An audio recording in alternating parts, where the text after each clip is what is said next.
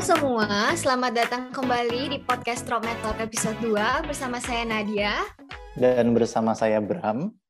Dan pada podcast kali ini kita akan membahas topik yang sedang menjadi perhatian di seluruh dunia, yaitu varian baru dan vaksinasi.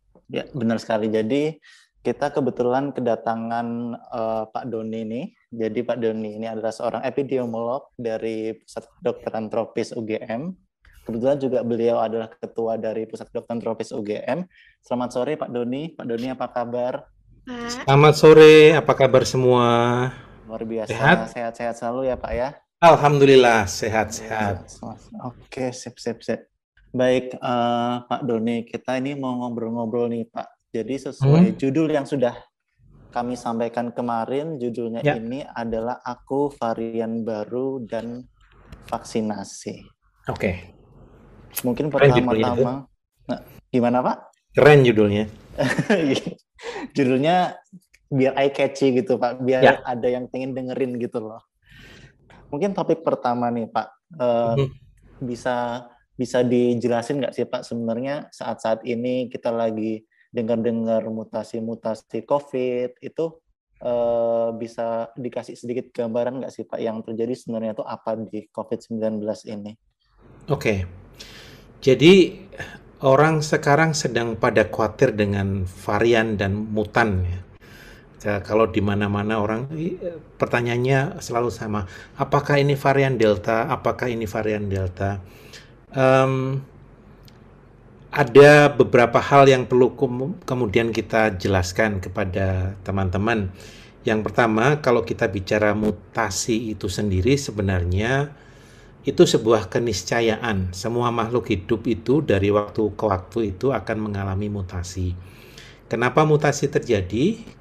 Mungkin kalau kita belajar kembali pelajaran biologi SMP atau SMA, kita pernah sedikit belajar tentang genetik, materi genetik kan, bahwa kalau tidak hanya manusia ya, makhluk hidup itu berkembang biak itu kan salah satunya kalau misalnya kita sendiri itu kan separuh dari materi genetiknya orang bapak, separuh lagi dari ibu. Oh betul. Ya kan? Nah, pada mikroorganisme karena tidak mengalami perkawinan, mereka melakukan pembelahan, maka materi genetiknya itu kemudian dibelah dan direplikasi. Nah, selama proses pembelahan dan replikasi tersebut, ada kalanya itu terjadi error di dalam misalnya menulis kode genetiknya, di dalam memasangkan kode genetiknya dan sebagainya. Itu sesuatu yang wajar, sama seperti kalau di tempat kita tiba-tiba ada seseorang yang mengalami kelainan genetikal, ada yang kemudian buta warna dan sebagainya, itu salah satunya karena mutasi. Nah, ini sesuatu yang wajar. Dan sebenarnya ini juga bisa menguntungkan bagi organisme tersebut, bisa juga merugikan. Menguntungkan itu kalau misalnya itu menyebabkan dia menjadi lebih punya namanya competitive advantage atau kelebihan dibandingkan yang tidak mengalami mutasi. Contohnya begini, Anda kenal suku Bajo, ini agak menyimpang dikit ya. Dikatakan suku Bajo itu dia bisa menyelam lebih lama di lautan. Oh iya pernah dengar Pak. Nah, itu karena sudah ada mutasi genetik yang menyebabkan mereka bisa punya kemampuan menahan napasnya lebih lama di dalam laut. Hal yang sama juga dengan virus. Ketika melakukan replikasi, ada kalanya itu menguntungkan bagi dia. Apa yang menguntungkan bagi virus? Ya, dia bisa menular lebih cepat. Dan mekanisme ini sebenarnya mekanisme bagi makhluk hidup agar dia bisa beradaptasi dengan lingkungan yang selalu berubah. Lingkungan kan dari waktu-waktu berubah ya. Kalau lingkungannya berubah, kemudian makhluk hidupnya tetap, itu kan bisa jadi terus tidak adaptif dengan lingkungannya dan bisa punah. Nah, dengan adanya mutasi ini, si si makhluk hidup itu tetap bisa berubah seiring dengan perubahan alam, dan itu yang menyebabkan makhluk hidup itu bisa bertahan bahkan berevolusi.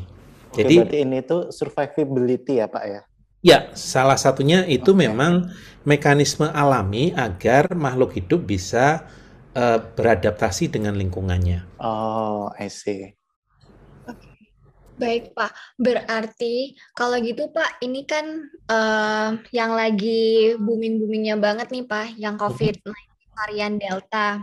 Nah, bedanya apa sih, Pak, COVID-19 yang pertama, yang biasanya dengan varian yang baru ini? Mungkin dari Baik, segi gejala dan gejalanya tuh apa, Pak, bedanya? baik.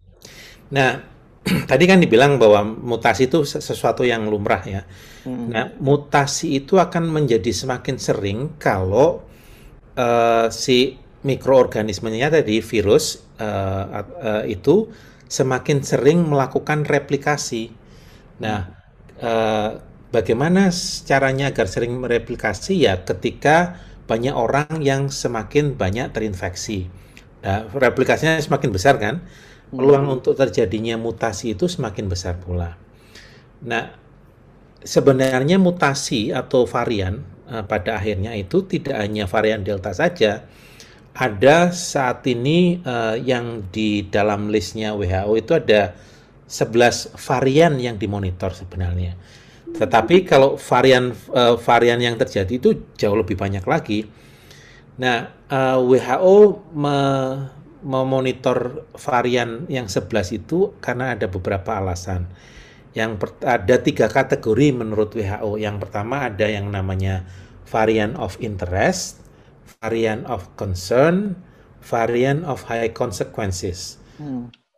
Variant of interest berarti sesuatu yang menarik, karena mutasi itu bisa mungkin akan menimbulkan efek terhadap kemungkinan penularannya, satu, misalnya semakin meningkat penularannya, keparahannya, atau juga kemudian kemampuan dia untuk mengatasi sistem imun tubuh. Nah, kalau dia bisa mengatasi sistem imun tubuh, berarti dia bisa membypass ketika kita sudah mendapatkan vaksin. Jadi itu yang utama. Bahkan bisa juga karena perubahan materi genetiknya, dia bisa tidak terdeteksi oleh diagnosis yang ada. Karena kalau kita sekarang tahu kan diagnosis COVID itu kan pakai PCR ya yang utama. Nah, PCR itu kan sebenarnya mendeteksi adanya materi genetik. Jadi kalau materi genetiknya berubah, bisa jadi dia tidak mengenali lagi. Kira-kira itu kenapa kemudian disebut variant of interest. Nah, ada lagi variant of concern, dan varian Delta ini masuk ke dalam kategori ini, variant of concern. Kenapa menjadi concern? Karena sudah ada bukti entah itu meningkatkan kemampuan penularan, keparahan penyakit, tadi bisa mengurangi kemampuan vaksin untuk melindungi, atau mengurangi efektivitas pengobatan. Nah, itu menjadi variant of concern. Varian of concern itu yang ada saat ini, ada 4 varian. Varian alpha, kemudian beta, gamma, dan delta. Dulu nama-namanya itu lebih sulit lagi karena nama-namanya dulu itu menggunakan B.117, B.1. Nah, karena sulit, maka WHO kemudian mengubah cara penamaannya menjadi alpha, beta, delta, gamma, dan sebagainya. Nah, itu 4 varian of concern. Yang paling menjadi perhatian, yang concern saat ini adalah varian delta. Dia disebut sebagai double mutant karena kemampuannya untuk lebih meningkatkan transmisinya, dan ada bukti kemudian bisa mengurangi efektivitas vaksin, terutama yang sudah ada buktinya itu yang AstraZeneca di India itu bisa mengurangi sekitar 20% dari efektivitas vaksinnya. Nah, itu yang concern ya. Satu lagi, yang varian of high consequences itu varian yang tadi sama seperti concern dan menyebabkan intervensi kita, apa yang kita lakukan ini menjadi tidak mempunyai efektivitas. Jadi kita harus mengganti strateginya.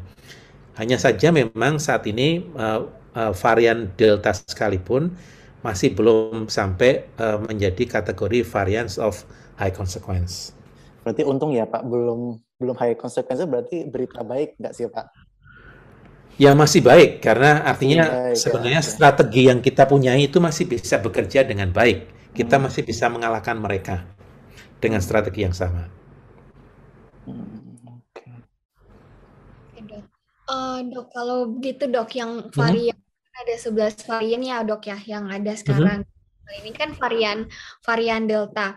Nah, kira-kira dok, apakah virus-virus itu, atau kenapa dok virus itu tuh bisa cepet banget bermutasi gitu dok, sampai akhirnya banyak banget kasus di satu wilayah itu yang angkanya tuh bisa cepet banget naik gitu dok. Itu kenapa bisa dok? Nah, tadi saya bilang mutasi itu akan terjadi ketika virusnya bereplikasi. Semakin banyak virusnya bereplikasi, semakin besar kemungkinan terjadinya mutasi. Nah, ketika kita tidak melakukan tindakan pencegahan yang baik sehingga banyak orang yang tertular SARS-CoV-2 ini, maka kemungkinan terjadinya mutasi semakin besar. Makanya kalau kita lihat dulu awal-awal jarang kita mendengar adanya mutasi atau varian baru COVID kan. Tapi semakin ke sini berita varian barunya itu semakin dekat gitu kan. Karena yang tertular COVID itu juga semakin banyak dan replikasi virusnya juga semakin menjadi tidak hanya miliaran, triliunan, tapi kuadriliun dan sebagainya. Nah, itu yang mendorong terjadinya mutasi. Berarti memang sudah menginfeksi kemana-mana gitu ya Pak? Ya, sekarang kan orang yang sudah terinfeksi COVID itu tercatat 100 juta lebih, itu yang tercatat. Padahal yang tidak tercatat saya rasa jauh lebih banyak lagi.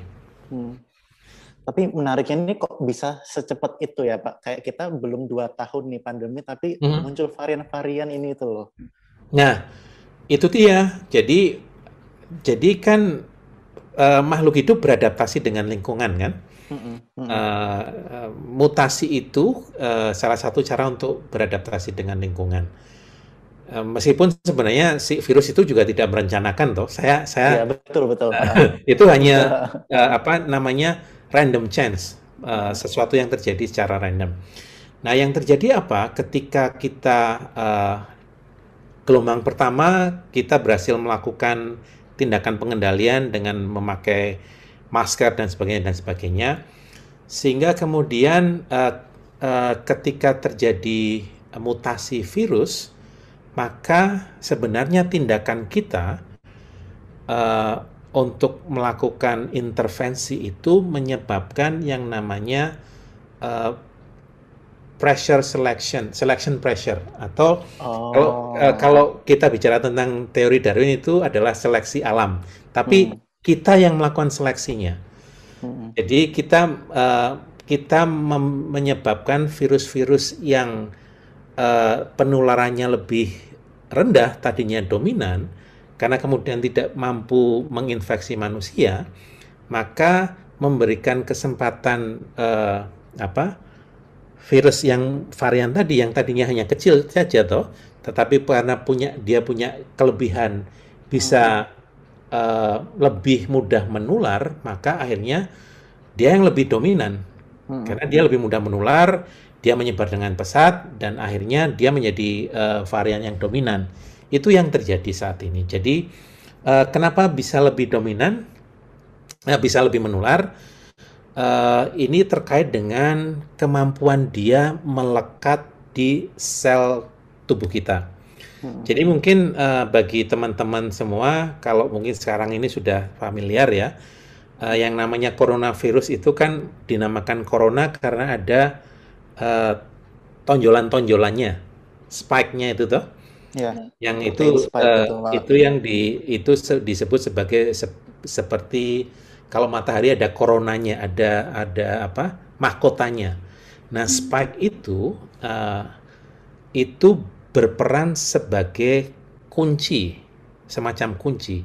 Nah, sementara di sel kita itu ada yang namanya reseptor ACE2, yang reseptor ini berfungsi untuk si virus bisa melekatkan ke sel kita dan akhirnya masuk ke dalam tubuh sel. Jadi antara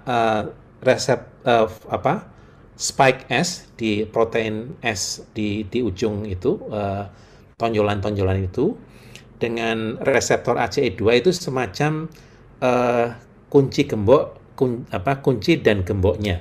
Kalau dia klop itu maka dia bisa masuk. Nah, yang terjadi apa? Ternyata varian Delta ini punya kemampuan melekat lebih kuat dibandingkan varian-varian sebelumnya. Referensinya adalah varian Alpha. Jadi karena dia lebih punya ikatan yang lebih kuat, maka hanya butuh jumlah virus yang lebih sedikit untuk mampu menginfeksi. Ya kan? Jadi dia lebih mudah melekat. Misalnya ini misalnya saja ya, kalau dulu varian Alpha itu butuh 1000 kopi virus, jumlah virus untuk mampu menghasilkan infeksi ke dalam tubuh manusia, sekarang mungkin hanya butuh 10 atau 20 atau 30, lebih sedikit. Sehingga kemudian misalnya dengan jumlah kopi virus yang sama yang beredar di lingkungan, yang tertular juga akan lebih besar. Kira-kira demikian ilustrasinya. Oke, berarti saya mau izin bertanya, Pak. Tadi Silakan. yang perlawanan itu termasuk vaksinasi yang kita lakukan nggak, Pak? Perlawanan yang mana ini, Mas? Perlawanan yang bikin virus itu seleksi alam. Jadi Ya, kita yang membuat selection pressure salah satunya juga adalah vaksin. Jadi dengan adanya vaksin kita akan menseleksi yang virus-virus yang bisa terproteksi dengan vaksin jelas tidak akan bisa berkembang, survive kan. Tapi kemudian virus yang bermutasi dan punya competitive advantage bisa menghindari imunitas dari vaksin yang diberikan pada kita, tentu dia punya kesempatan untuk tetap menular. Makanya tadi WHO bagi yang itu ya Pak, variant of interest, variant of concern. I see. Pak Doni, bisa nggak Pak kami sedikit dijelaskan sih Pak, terutama untuk teman-teman yang background-nya tidak medis ini Pak, tentang vaksinasi. Sebenarnya vaksinasi itu apa sih yang kita lakuin sih Pak dengan vaksinasi kita di tubuh kita itu? Terutama kita perang sama virus nih. Pernah nggak mendengar istilah kalau bahasa Jawa kita terkait dengan buah nangka itu kan kita sering ada istilah tidak dapat nangkanya tapi dapat getahnya. Ya kan? Itu kalau yang tua mungkin pernah, yang muda-muda nggak tahu. Saya belum jujur Pak. Ini artinya apa? Orang mendapatkan kesialan tanpa mendapatkan efek baik kenikmatannya. Nah, yang terjadi ketika vaksinasi justru sebaliknya. Jadi kita itu bisa punya imunitas, kekebalan karena tubuh kita mengenali siapa bad guys-nya. Ibaratnya kalau kemudian tentara itu tahu siapa penjahatnya, tahu profil penjahatnya kan. Nah, kalau tidak tahu profil penjahatnya, gimana kita bisa menangkap?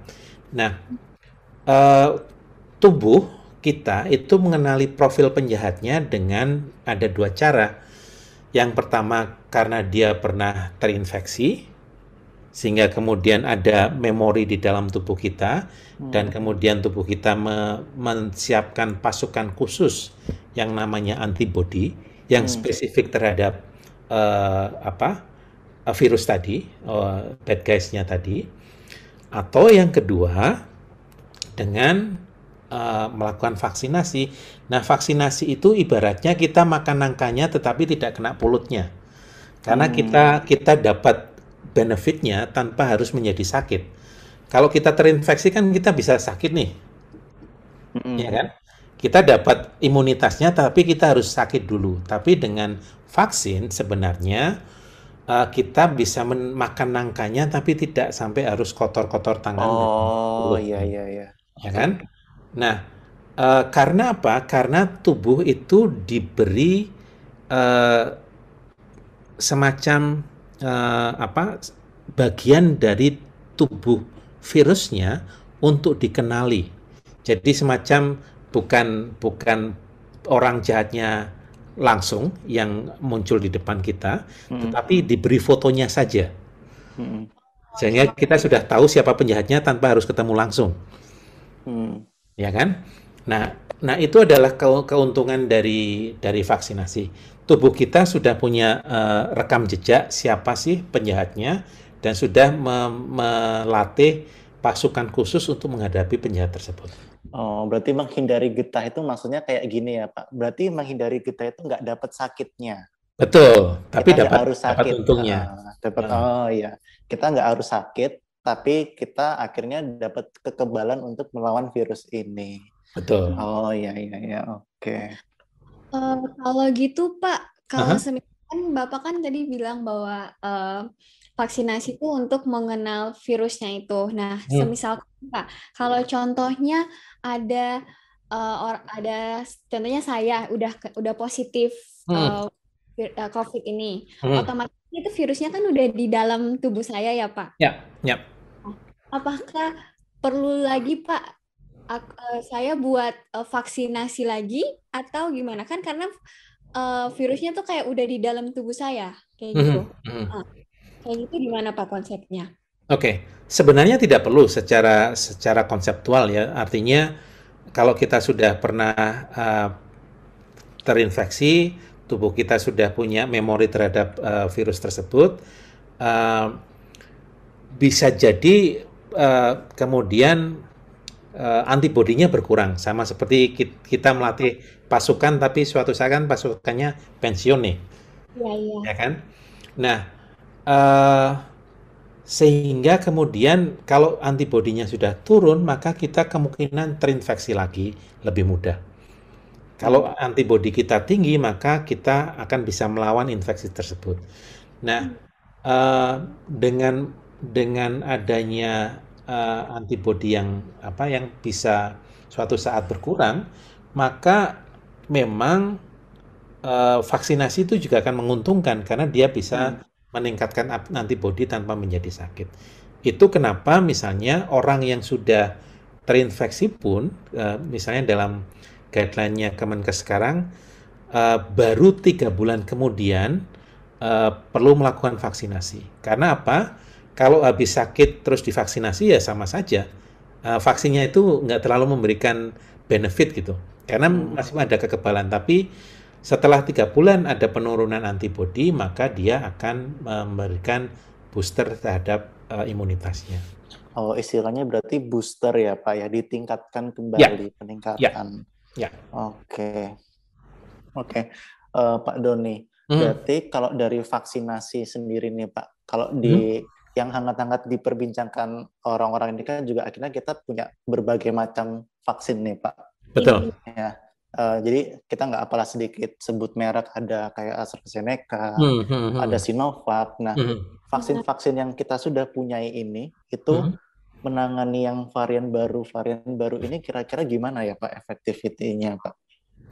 Nah itu tadi yang saya sebutkan, yang sudah saya baca ya, yang ada pengaruhnya itu terhadap AstraZeneca di India misalnya. Dilaporkan ada penurunan kemampuan vaksin untuk mencegah penularan itu sekitar 20%. Jadi kalau tadinya efikasinya mungkin sekitar 80%, jadi sekarang turun menjadi sekitar 60%. Itu dampaknya. Tetapi masih tetap punya efek protektif yang cukup baik sebenarnya. Oke. Tapi untuk yang Sinovac sampai saat ini belum ada informasi. Minimal saya belum membacanya. Apakah itu berdampak atau tidak? Karena Sinovac kan sebenarnya dibuat dari seluruh tubuh virusnya yang sudah dimatikan. Nah, itu seharusnya semacam kita diberikan foto seluruh tubuh dari atas sampai bawah sehingga kita bisa mengenali semuanya. Tapi apakah itu kemudian berdampak pada efek protektif yang lebih baik? Belum tentu, karena kita tahu Sinovac bahkan efikasinya lebih rendah dibandingkan AstraZeneca misalnya. Oke. Gitu. Berarti penelitian-penelitian ongoing ya Pak ya? Kita pasti akan ada update-update baru nih tentang efikasi. Nah, ini ada istilah menarik Pak, efikasi. Efikasi itu sebenarnya apa sih Pak? Bisa digambarin nggak efikasi itu apa? Efikasi itu kemanjuran. Kemanjuran. Kemanjuran. Ya. Jadi kalau misalnya kita minum obat, dengan minum obat itu kita sembuh atau tidak? Kalau vaksin, kalau kita divaksin, kita kemudian jadi tidak sakit atau tetap menjadi sakit. Nah, efikasi itu ukurannya dengan prosentase. Kalau 100% itu artinya yang menggunakan itu akan, kalau obat ya 100% akan sembuh. Kalau vaksin 100% berarti 100% akan terproteksi. Nah, apa arti efikasi misalnya Sinovac 65%? Jadi dia akan dibandingkan orang yang tidak menggunakan vaksin Sinovac, orang yang memakai vaksin Sinovac itu akan mempunyai peluang 60% lebih rendah untuk terinfeksi oleh virus COVID. Oke. Bisa dibayangkan nggak? Bisa Pak. Berarti membandingkannya dengan orang yang tidak vaksin sama sekali ya Pak ya? Ya betul. Oke. Ini saya masih perlu nyerna juga Pak, tapi bisa dapat sih. Karena juga orang-orang kan yang kita semua kan akhirnya punya sosmed ya Pak ya. Kita baca berita orang-orang bandingin efikasinya ini segini nih, efikasinya segini. Nah, kadang kita tuh sebenarnya ngerti nggak sih ngomongin efikasi itu, yang dimaksud efikasi itu apa gitu loh. Nah, kadang orang berpikir itu bicara tentang efikasi kemanjuran, itu bicara tentang kalau minum jadi sembuh, kalau minum jadi tidak terinfeksi. Padahal hampir tidak ada teknologi kesehatan pun yang bisa memberikan efikasi 100%. Itu hanya ada di dunia yang impian, ideal. Kenapa begitu? Karena memang populasi manusia itu sangat bervariasi, dan variasi dari karakteristik manusia itu akan bisa memberikan respon yang berbeda terhadap efektivitas teknologi kesehatan tadi. Itu sebabnya. Oke. Baik. Oke, Pak Doni, kalau misalnya kita ngomongin Indonesia nih, kira-kira Indonesia secara keseluruhan ya Pak, satu negara ini, kira-kira berapa persen sih Pak dari jumlah populasi kita yang ideal perlu divaksinasi agar kita bisa ngelewatin pandemi ini dengan istilahnya selamat gitulah. Oke, artinya kita ingin menghentikan pandemi di Indonesia, toh? Iya, betul. Ingin cerita bagus atau cerita tidak terlalu bagus? Yang bagus-bagus aja kali ya, Yang Pak. bagus-bagus aja. Oke. Dan kita tambah gitu. Oke. Sekarang kita mengenal apa konsep namanya angka reproduksi. Tentu sudah familiar kan? Atau belum? Belum, Pak. Saya belum. Oke. Malah belum. Oke, baiklah. Sekarang itu kalau bicara COVID, orang bicara tentang angka reproduksi. Angka reproduksi COVID itu dikatakan sekitar 3 atau ada yang 2,5 dan sebagainya. Angka reproduksi itu adalah kemampuan seseorang yang terinfeksi untuk menghasilkan kasus baru. Jadi rata kasus baru yang dihasilkan oleh satu orang yang terinfeksi pada saat periode penularannya. Nah, untuk COVID itu sekitar 2,5 sampai 3. Artinya satu kasus itu rata-rata bisa menghasilkan 2,5 kasus baru sampai 3 kasus baru. Itu dicatat dulu. Nah, sekarang agar kasusnya tidak bertambah banyak, karena kalau satu kasus bisa menghasilkan lebih dari satu kan otomatis akan bertambah banyak nih ya kasusnya. Nah, agar kita itu bisa menghentikan penularan, kita menghendaki angka reproduksinya itu kurang dari 1. Kalau 1 itu tetap akan ada terus. Yang mungkin kita kenal saat ini namanya endemis, ya kan? Karena satu kasus itu akan digantikan satu kasus baru secara berkesinambungan. Nah, agar kita bisa menghentikan penularan, kita memaksa agar angka reproduksinya bisa kurang dari 1. Gimana caranya? Itu ada rumusnya, tetapi untuk angka reproduksi sekitar 3 itu berkorelasi dengan sekitar 70% penduduk itu harus punya imunitas sehingga tercipta yang namanya herd immunity atau kekebalan kelompok. Sampai di sini masih bisa mengikuti?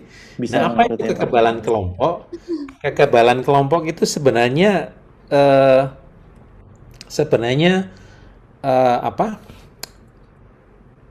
peluang si virus tadi untuk bisa menemukan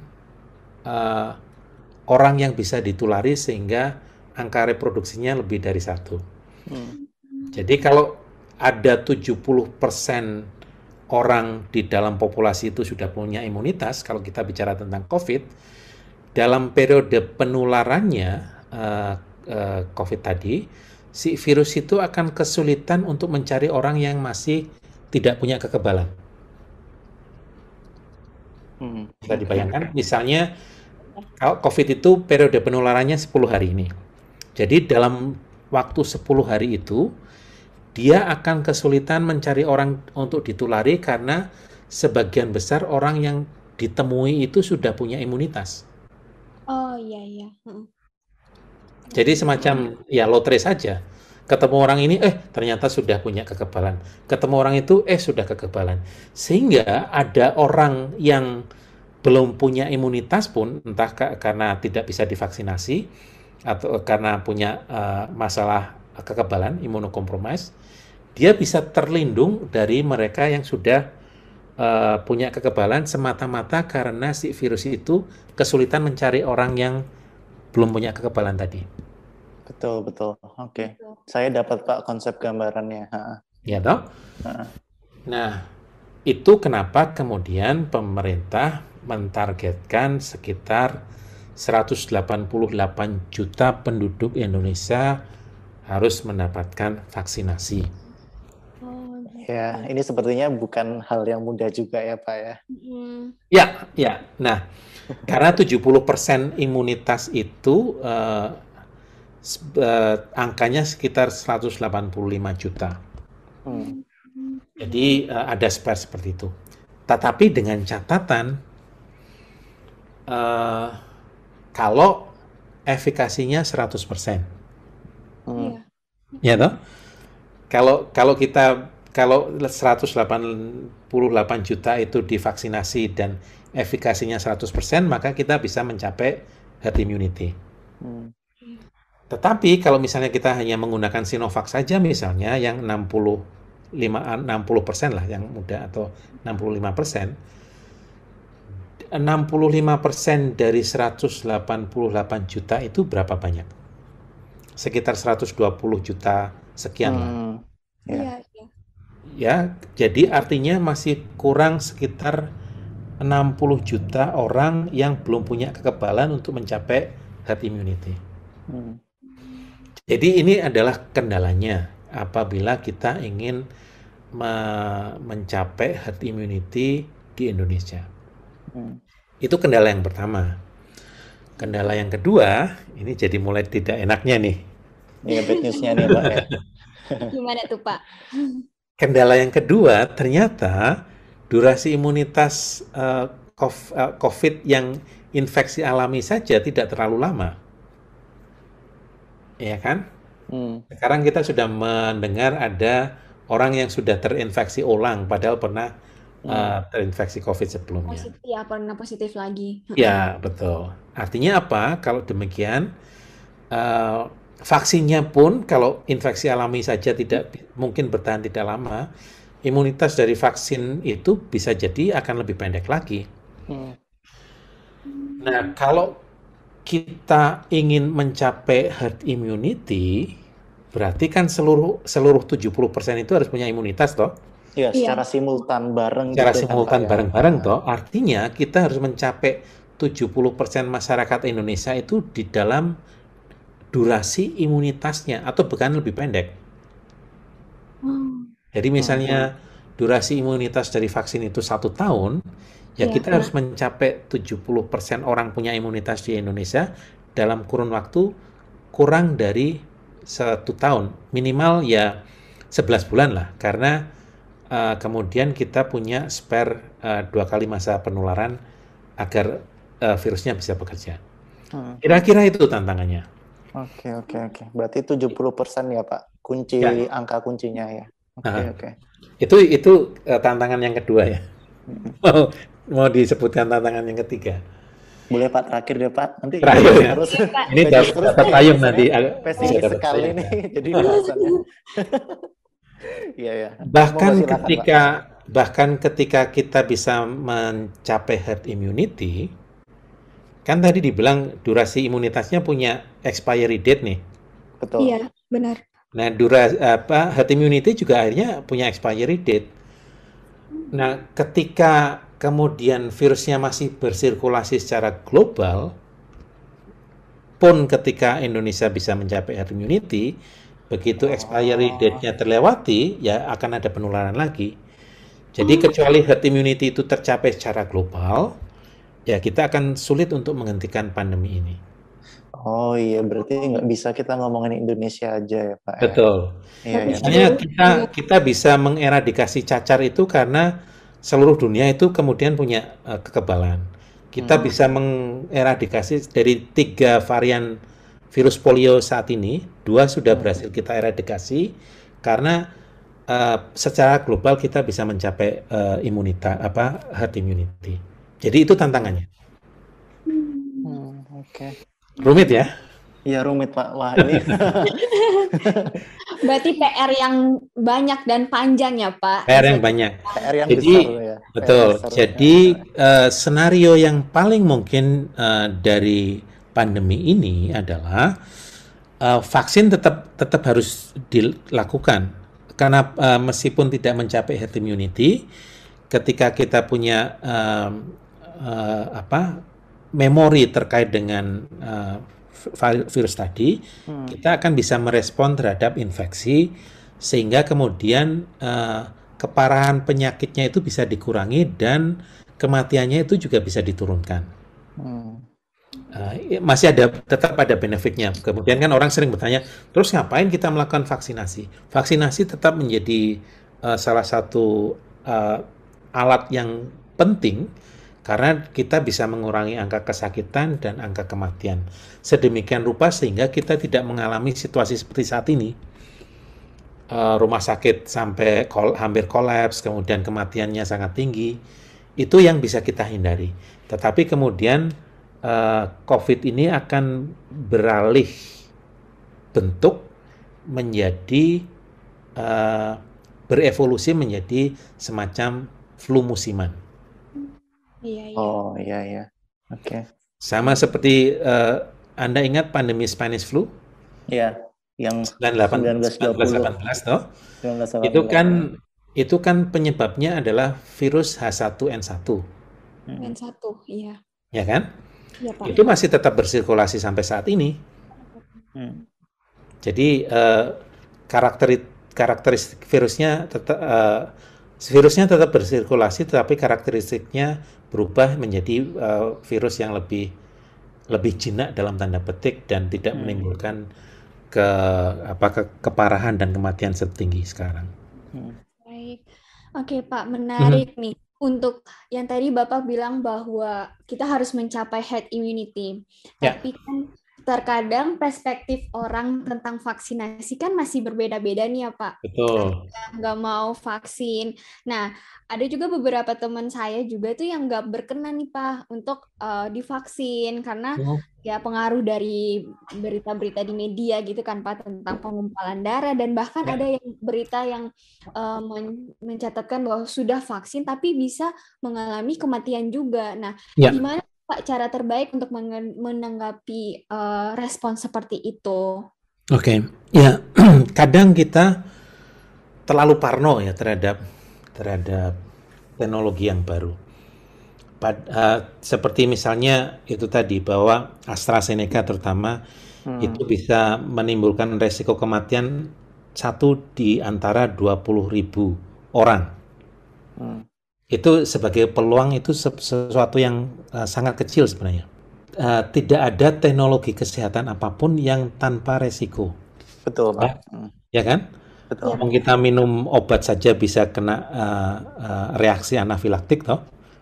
Kalau reaksi alergi, jangankan obat, kita makan aja bisa kena reaksi alergi dan meninggal.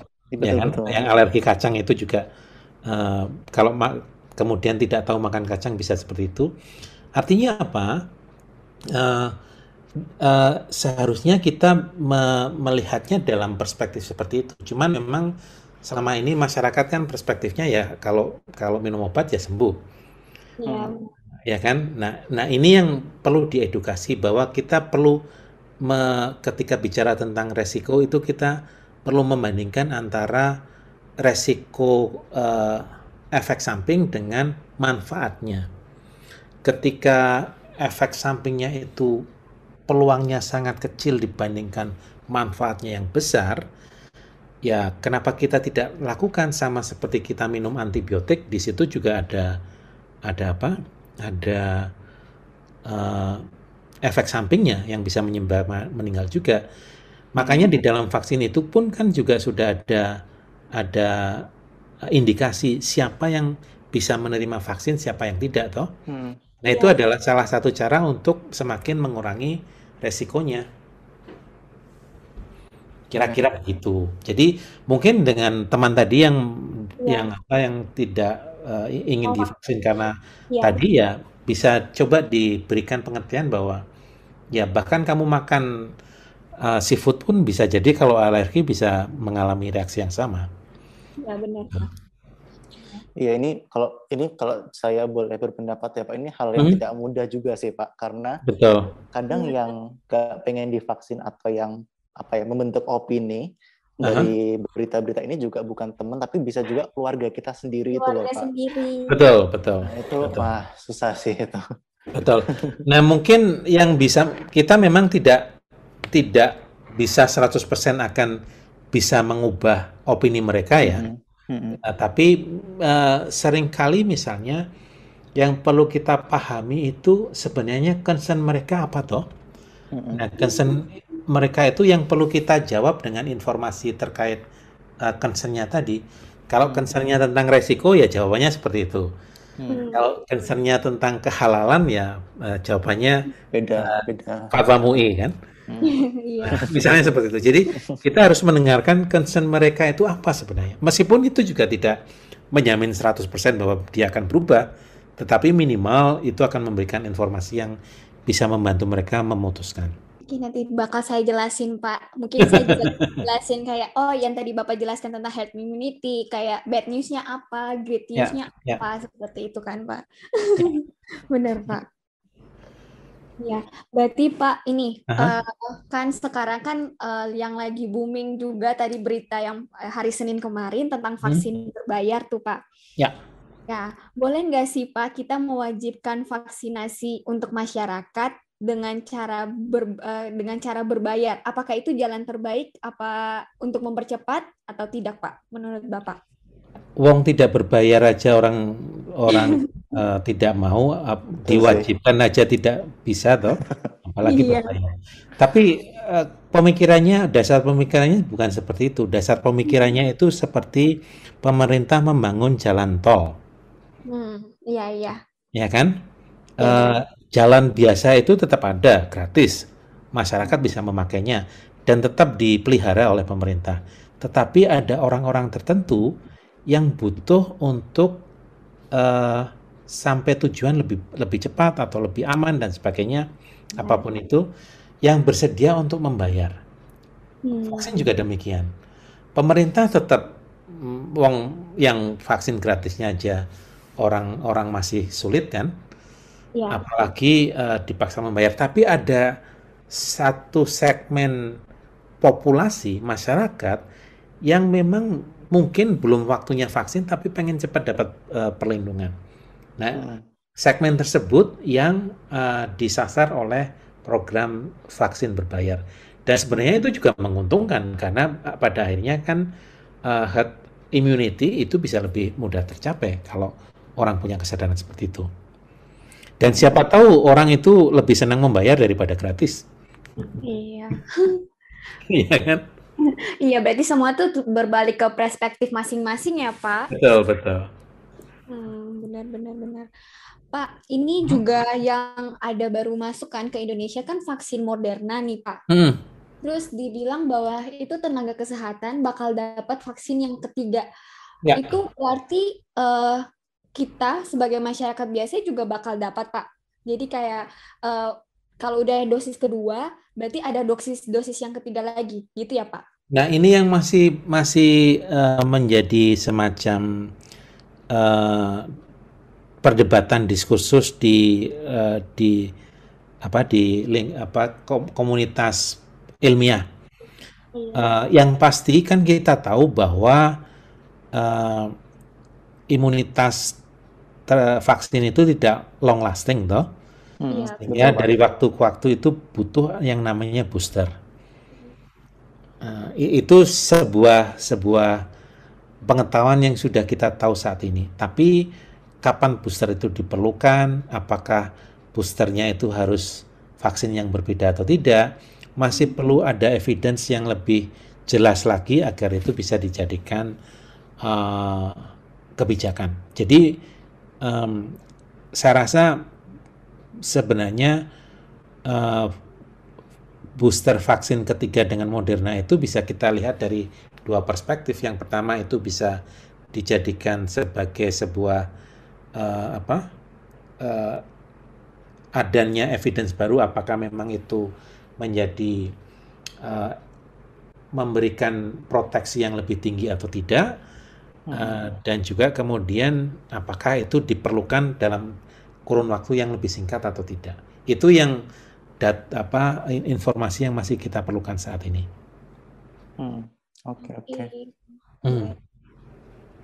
Oke. Saya rasa vaksin ini kalau dibahas nggak selesai ya pembahasannya Pak ya. Betul. Karena itu tadi penelitian masih ongoing, terus juga pada pelaksanaannya juga tidak bisa 100% sempurna, banyak tantangannya. Betul. Oke.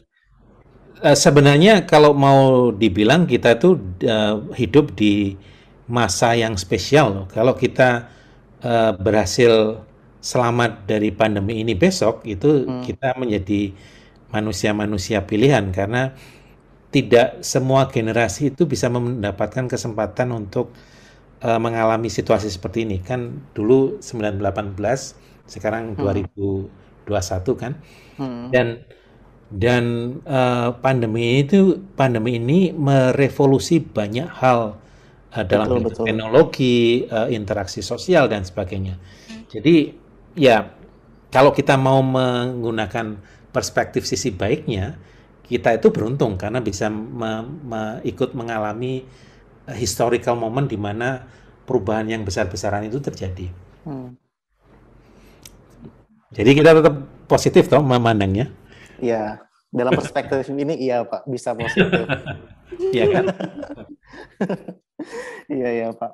Oke, Pak boleh lanjut Hah? ke topik berikutnya ya. Silakan. Lanjut topik berikutnya ini yang masih dibahas di segmen pertama ini tentang semisal saya berkontak erat dengan orang lain, tentang isolasi mandiri dan lain sebagainya. Saya mau tanya nih Pak, semisal nih ya saya berkontak erat dengan orang atau teman keluarga ada riwayat yang terkonfirmasi COVID-19 atau akhirnya dia positif. Hal pertama yang perlu saya lakukan itu seperti apa Pak? Oke, kalau Anda memang sudah pernah terpapar melakukan kontak erat dengan satu kasus terkonfirmasi, yang namanya kontak erat itu minimal kontak dekat dalam waktu jangka waktu 15 menit. Meskipun dengan varian Delta itu menjadi mungkin dipertanyakan lagi karena butuh waktu yang lebih cepat. Tapi minimal kita menggunakan itu dulu. Yang pertama kali harus dilakukan adalah karantina dulu selama 5 hari. Baru di hari kelima itu kita melakukan tes. Jadi jangan sekarang itu kontak dekat, besok harinya langsung tes. Karena misal saya Senin Pak, misal saya Senin, saya kontak eratnya Senin. Berarti ya 5 hari kemudian, hari Jumat, Selasa, Rabu, Kamis, Sabtu. Selasa, Rabu, Kamis, Jumat, Sabtu. Kenapa begitu? Karena kalau kita menggunakan swab antigen atau PCR, virusnya itu baru mulai bisa terdeteksi on average pada hari kelima. Jadi, kalaupun kita terinfeksi dari hari pertama, kedua, tiga, keempat itu akan menghasilkan negatif palsu. Karena alat diagnostiknya belum mampu mendeteksi keberadaan virusnya. Gitu. Nah, kalau kemudian setelah tes itu negatif, ya kemudian biasanya pedoman yang baru diselesaikan 7 hari untuk karantina. Nah, kalau kemudian itu positif, maka harus melakukan isolasi mandiri selama 10 hari. 10 hari berarti 5 hari itu yang sebelumnya sudah termasuk hitungan? Belum. Jadi pasca positif itu 10 hari. Karena apa? Begitu virus terdeteksi, itu adalah sudah mulai periode penularan. Nah, periode penularannya itu sekitar 10 hari. Makanya di dalam pedoman Kementerian Kesehatan yang baru, kalau tidak bergejala, isoman 10 hari, kemudian boleh lepas tanpa harus tes PCR lagi. Kalau dia bergejala ringan, maka 10 hari plus hilangnya gejala pernapasan. 3 hari hilangnya gejala pernapasan, boleh selesai isoman tanpa harus PCR lagi. Oke. Mau izin tanya Pak? Silakan. Kalau untuk yang tadi hari kelima itu, ada perbedaan nggak Pak? Saya pilihan harus swab antigen atau saya harus PCR, itu baiknya yang mana Pak? Oke. Nah, alat diagnostik itu ada tujuannya masing-masing. Kalau kita itu didiagnosis untuk COVID terutama, itu tidak semata-mata karena seperti misalnya kita sakit, didiagnosis, terus akan diobati. Bagi sebagian besar kasus itu, diagnosisnya itu hanya untuk mengetahui bahwa kita itu positif atau tidak, dan kita harus dipisahkan dari masyarakat. Nah, untuk keperluan itu, swab antigen saja sudah memadai. Sudah cukup ya Pak, swab antigen ya? Lebih cepat dan lebih murah, ya kan? Betul. Tapi kalau kita itu bergejala, kita merasa membutuhkan rawatan kesehatan, apalagi sampai harus dirawat di rumah sakit, maka kita perlu akurasi yang lebih tinggi lagi, terutama untuk menghindari yang namanya false positif. Nah, karena itu maka PCR menjadi alat yang lebih direkomendasikan. Jadi kalau Anda bergejala, gejalanya sedang berat, maka langsung saja lakukan PCR dan nanti yang akan menjadikan dasar bagi dokter untuk menentukan apakah dia perlu perawatan lebih lanjut dan sebagainya dan sebagainya. Oke, Pak. Oke. Ini mungkin saya mau menanyakan, Pak. Mungkin juga ini informasi yang mungkin akan sangat-sangat membantu nih buat yang mendengarkan. Semisal saya terkonfirmasi positif dan saya menjalankan isolasi mandiri. Karena awalnya saya mungkin gejalanya tidak bergejala. Kapan saya perlu waspada gejala saya memburuk itu, hal-hal apa yang perlu saya waspadai untuk saya mencari pertolongan? Baik.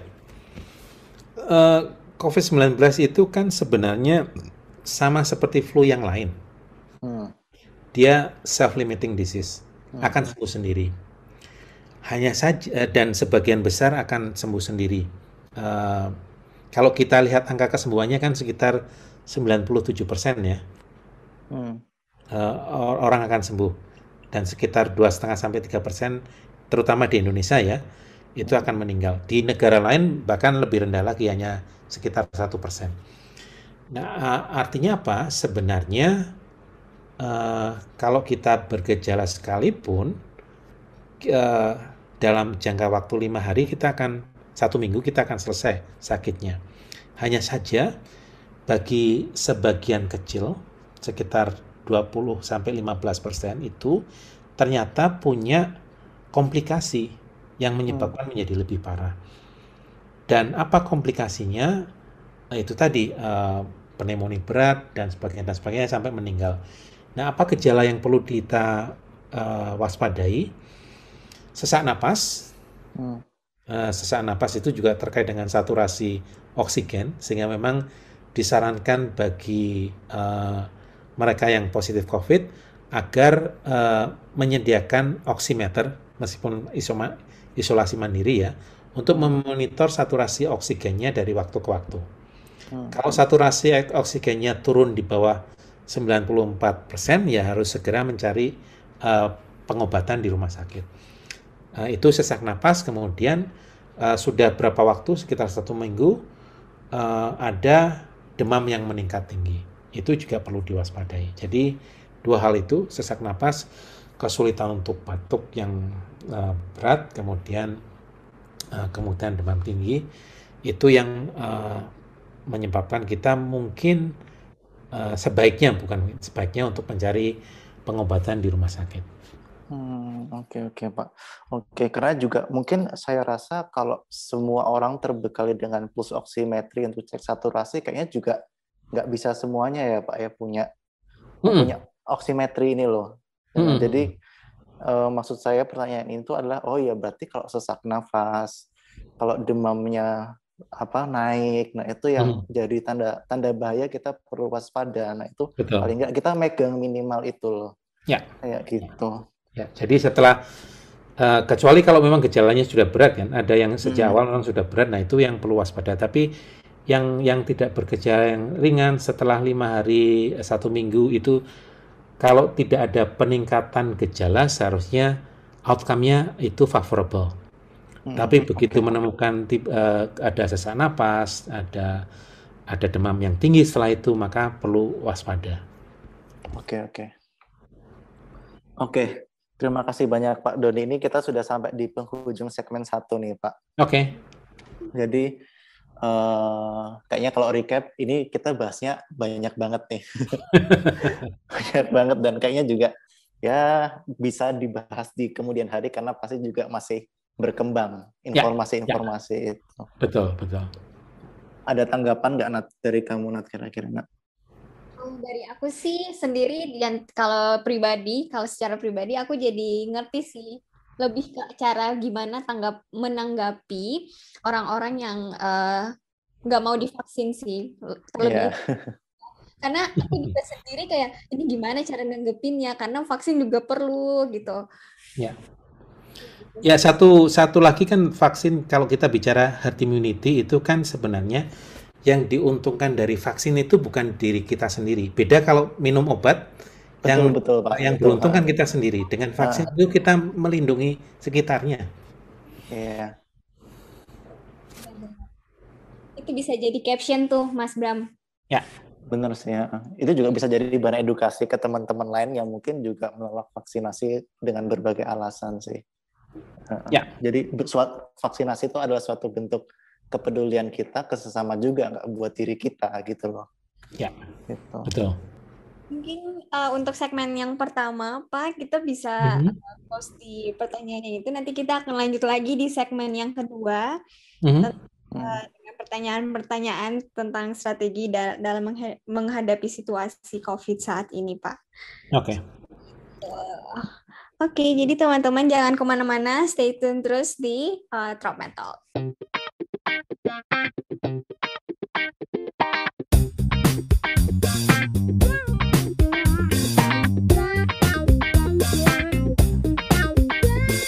Tropmed Talk.